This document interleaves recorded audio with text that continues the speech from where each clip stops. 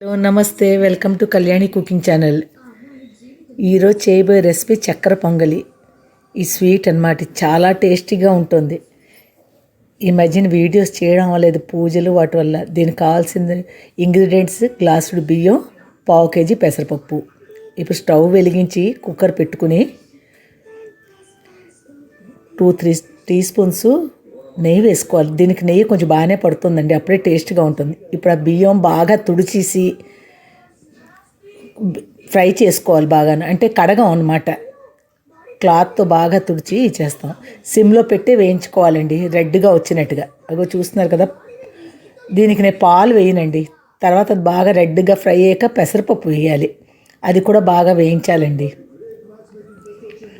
మీకు నా వీడియో నచ్చితే లైక్ చేయండి, షేర్ చేయండి, సబ్స్క్రైబ్ చేయండి. ఇగో చూడండి ఎంత ఎర్రగా వేయించాను. అలాగే వేయితే బాగుంటుంది. ఒక గ్లాస్కి 3 గ్లాసులు నీళ్ళు పడతాయండి.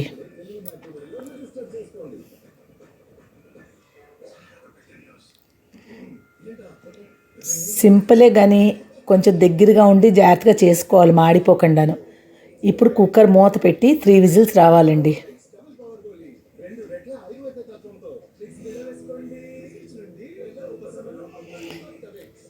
ఇప్పుడు చూసారు కదా ఎలా ఉడికిపోయింది. దీన్ని బాగా మెత్తగా స్మాష్ చేయాలన్నమాట. పప్పు గుత్తో ఏదో ఉంటుంది కదా, దాంతో అలాగనే గెడ్డతోటి చేస్తున్నాను.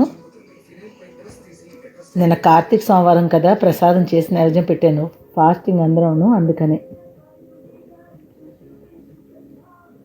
ఒక గ్లాస్కి గ్లాసు పందారు వేస్తాము. ఇంకా పావు గ్లాసు ఉంది కదా, గ్లాసు ఉన్నారా. ఇంకా మీకు కావస్తే టేస్ట్కి పందారు ఎక్కువ వేసుకోవచ్చు, లేకపోతే తగ్గించుకోవచ్చును. ఇదిగో నేను గ్లాసు పావు వేసాను. గ్లాసున్నర కొంచెం తక్కువ అనమాట. ఇప్పుడు మళ్ళీ వెలిగించి సిమ్లోనే పాకం వచ్చేదాకా ఉంచుకోవాలండి. ఈ స్వీట్ మాత్రం చాలా టేస్ట్గా ఉంటుందండి.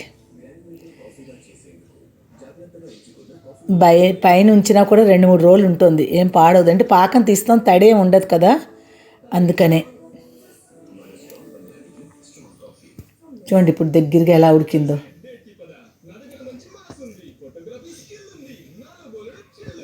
నెయ్యి మళ్ళీ వేసుకుంటాం దీనిలోకి. ఒక 2-3 టీ స్పూన్స్ వేసుకోవాలి.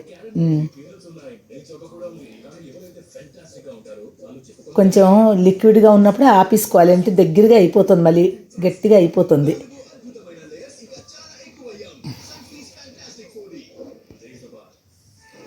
మీకు నా వీడియోస్ అన్నీ నచ్చుతున్నాయని అనుకుంటున్నాను. ఇప్పుడు ఫ్రై చేయడానికి ఫ్రై ప్యాన్ పెట్టుకొని డ్రై ఫ్రూట్స్ అన్నీ వేయించుకోవాలి. ఏ డ్రై ఫ్రూట్స్ ఉన్నా వేయించుకోవచ్చును, మీకు ఎంత కావాలన్నా వేసుకోవచ్చును. ఇగో చూసారు కదా, కాజు లేదని బాదాము కిస్మిసే వేసాను. ఇది కొంచెం బాగా వేయించుకోవాలి.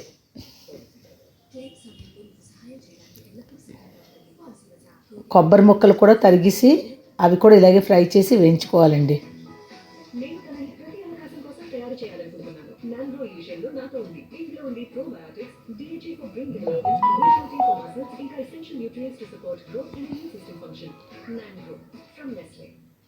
అలా రెడ్గా వచ్చినట్టు వేయించుకుంటే చాలా బాగుంటుంది.